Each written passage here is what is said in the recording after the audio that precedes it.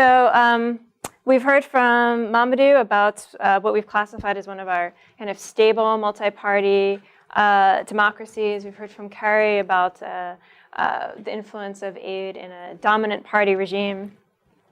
And I'm going to talk a bit about Malawi, which we've classified as a fragile democracy. Potentially in West Africa, it would have been great to actually talk more about Mali and what's been going on there. But unfortunately, our researcher who did that case study couldn't join us today. But I think the Malawi case is also quite instructive. As some of you might know, the president of Malawi passed away in early April. And there's currently quite a fragile unity government in place there. And so it's quite kind of a new turning point for the government and for the country more broadly. And so the aim of my presentation here, which I'll try to do relatively briefly, is twofold. So one is basically to highlight that there's been a very cyclical relationship between the donors and the government in Malawi. And we'll see this from the early 1990s until today. And this is very much intersected with the country's democratic trajectory. And then secondly, you'll see that really it's been concerns about corruption rather than civil liberties, for example, that have taken precedence for the donor community. Those are the issues that cause the donor community to act. Okay, so briefly, Malawi is quite a poor agrarian economy, about 80% of the population still in rural areas, focused on small-scale agriculture. Grants from the donor community comprise about a third of government revenue, so relatively high, also vis-a-vis Mozambique. Budget support is the preferred modality, and as of the fiscal year 2008-2009, it was 21% of aid. This has gone down since then for reasons I'll get to later on. But budget support's been provided through 6 donors, known as the Common Approach to Budget Support donors, including the African Development Bank, UK's DFID, the EU, the German Development Agency, the Norwegians, and the World Bank. And as you can see here, perhaps not surprisingly given the HIV/AIDS pandemic, but health is the main area in which most donors intervene. Now, as I was mentioning earlier, Malawi was kind of the quintessential case where we saw donors placing political conditionality on the regime to change in the early 1990s. And they did require Hastings-Banda to hold a referendum on multi-party elections in 1993, which they did have, followed by successful multi-party elections in 1994. We see in 1994 the beginnings of a cyclical relationship that I'm alluding to, where the donors immediately increased their support again. So after withholding it under dictatorship of Banda, they increasing support under the new president, Bakili Muluzi.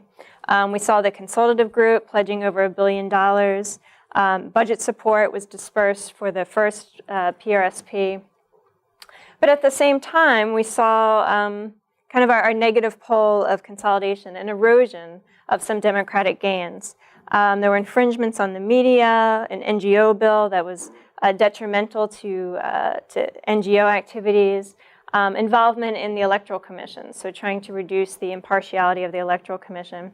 And Bakili Muluzi tried to implement a local government act, which would have suspended elections for local government.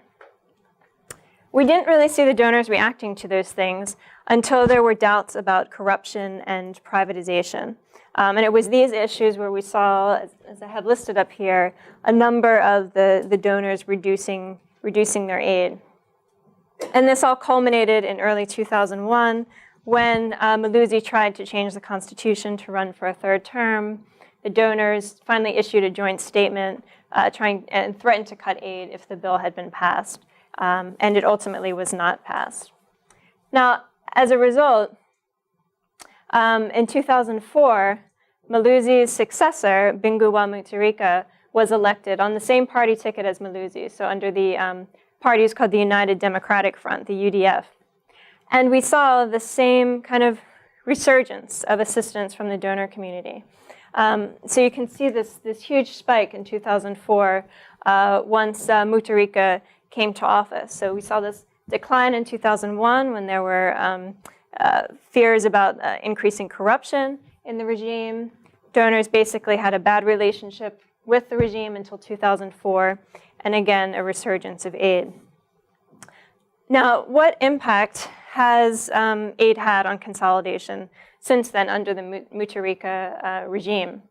Well, initially, when we saw this initial resurgence, Mutharika's government was very much committed to technocratic management of the economy. A very well-renowned economist was promoted as the Minister of Finance. Malawi adopted its second PRSP with a strong focus on governance broadly defined. Malawi repaired its relationships with the IMF and with the CAB's budget support group, and it was very much committed to aid transparency.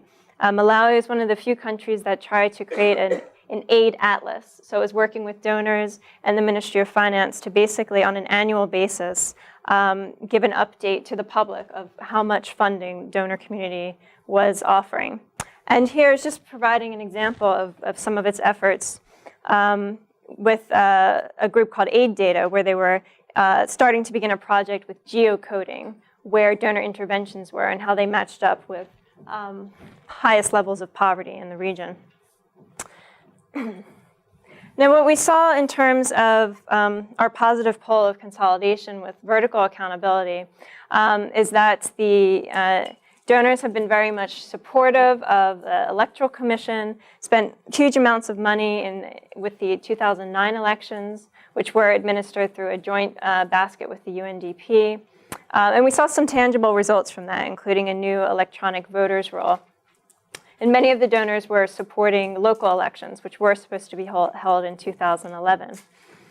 But as we've mentioned earlier, we found the same as in Benin, we're finding in Malawi, that elections are seen as an event rather than a process. And this was clearly the sentiments of the coordinator for the Konrad Adenauer Stiftung, which is a party NGO from Germany that supports parties and elections. On the horizontal side, thus far, Parliament in Malawi has been relatively weak. It's not been able to provide much meaningful oversight, has lacked research capacity, sitting time, access to information, and just recently didn't even have a building in which to meet. Mutharika had actually taken over the building that they used to meet in. So this is their current building, which was just completed with Chinese assistance, actually. Democracy aid to support Parliament has been substantial, but very inconsistent. So I've just put up under here a variety of donor programs that have been involved in supporting Parliament. But what you can see is that they've been all kind of scattered at different times, and they're linked to a project cycle. So it's seen that, okay, once we've completed our efforts towards voice and accountability, for example, then we go on and target something else. So there's a lack of sustainability in terms of targeting the Parliament. And thus far, we've seen that development assistance has been much more concerned with the efficiency rather than the effectiveness of Parliament. This was really highlighted clearly in 2005, when there was really the beginnings of, I think, the beginnings of Malawi's economic and political crisis. This was when Mutharika, he defected from the UDF, and he formed his own party called the DPP. And he took with him, a number of MPs decided to cross the floor in order to join the DPP. Now, under the Constitution, actually, MPs who cross the floor are actually supposed to lose their seats, and you're supposed to hold new elections. But the Speaker of the Assembly did not invoke the constitutional provision for that. And this led the Parliament, the opposition in Parliament, decided they were not going to pass the budget until the Speaker actually invoked this section of the Constitution. The donors were very upset about this because without passing the budget, then they can't release their funds, particularly their budget support funds. And we even saw, if you look at the African Development Bank, it actually clearly wrote in its country strategy performance for that year that in future they'd prefer to deliver more assistance as grants rather than loans because it would enable them to bypass Parliament. so that they wouldn't have to have this deal with this institutional crisis again. In any case, in the 2 subsequent years, Parliament both times tried to prevent the budget being passed, but ultimately succumbed to this. And then we had elections in 2009, which brought into power a lot more MPs from the DPP, and so they had a majority in Parliament, and the problems with the opposition were alleviated. But more broadly, from our interviews in Malawi, it was clear that MPs felt that they didn't understand what actually donors were doing in the country. And here I have the quote from the chair of the Budget and Finance Committee, who's clearly the one person in Parliament who should be aware of what donors are doing. And he was clearly telling me that he proposes that donors share more information with the MPs.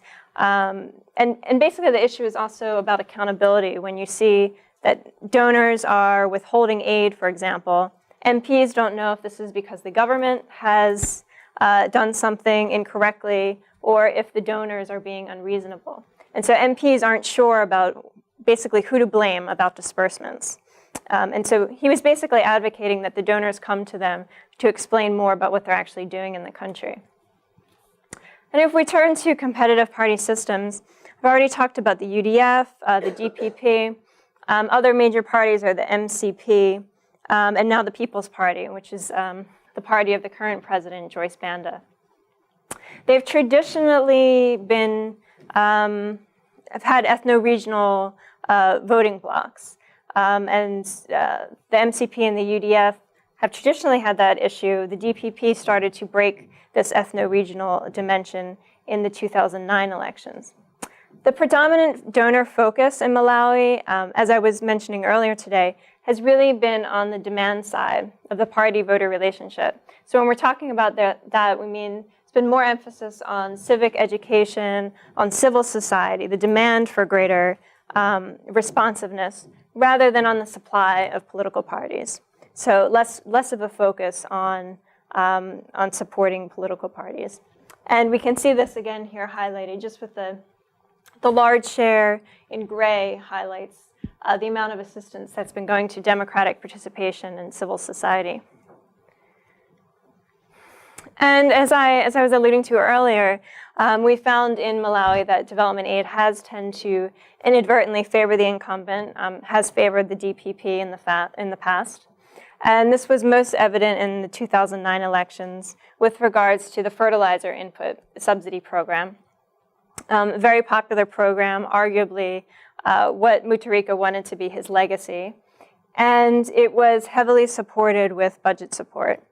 And what we see here is just at the time of the 2009 elections, this big shift in funding for this program. Part of this was because the cost of fertilizers had gone up, but part of it was because the government decided to expand beneficiaries and expand to other crops beyond maize, which was initially the main commodity that was receiving subsidies. Now, well, we've just looked at the positive pole of consolidation. I just want to finish by talking about kind of the negative side, democratic erosion in Malawi, because these events have been very current and kind of lead us to what's going on in Malawi today.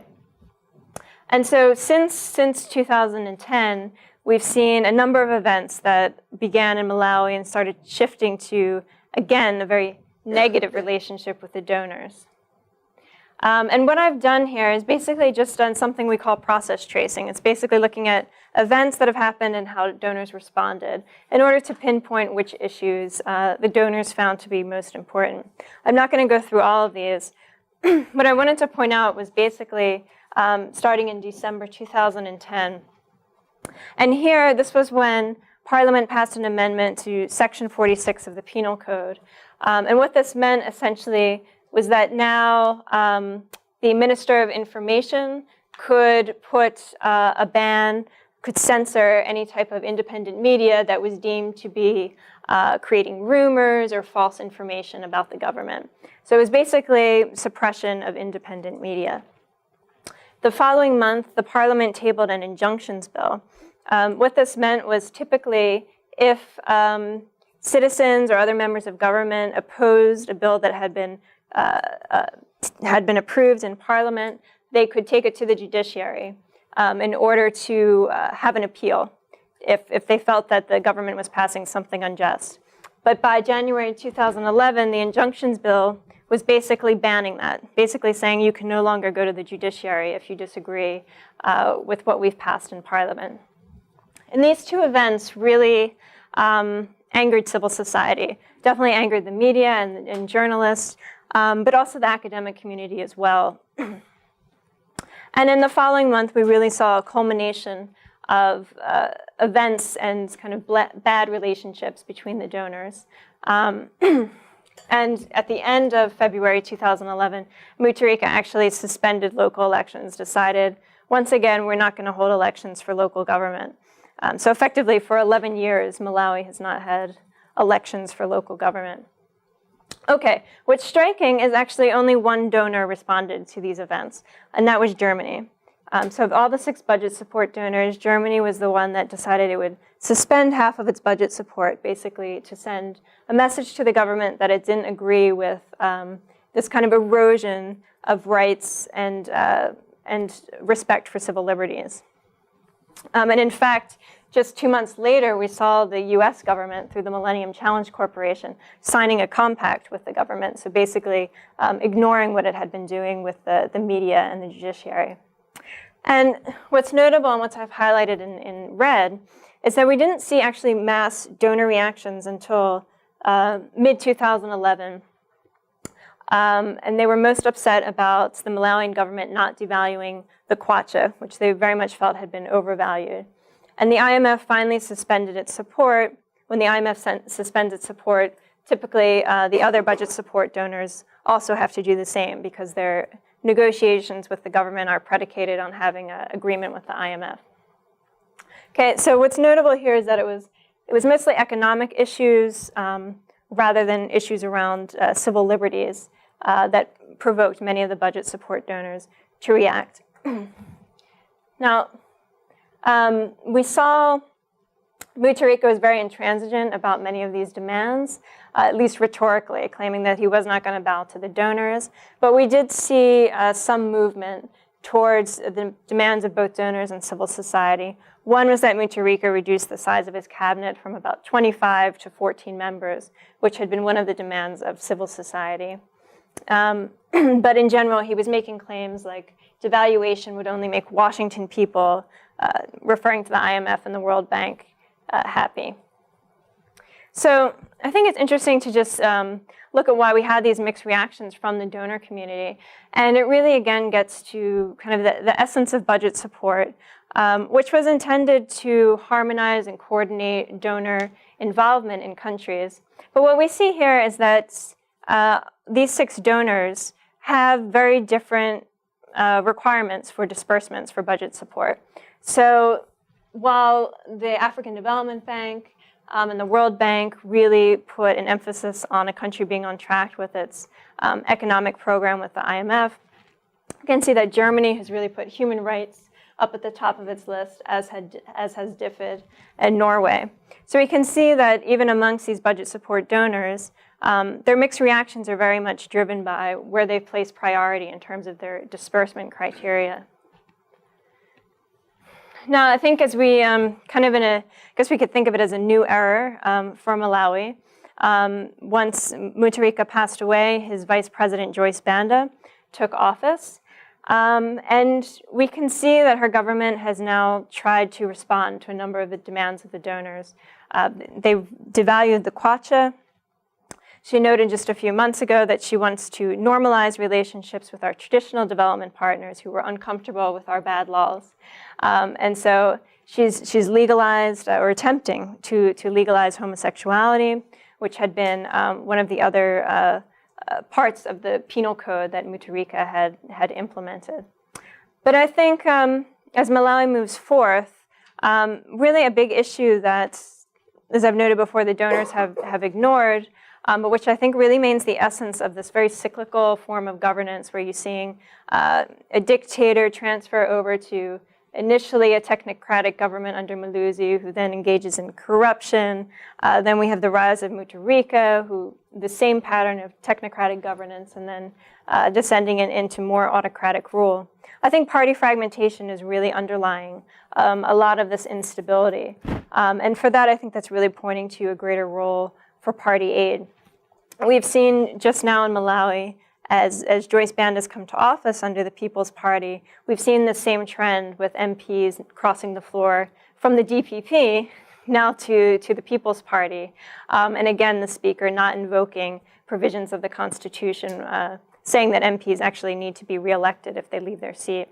And so I think there's some critical junctures where donors could be intervening to potentially avoid kind of future instability, and party aid is one of those.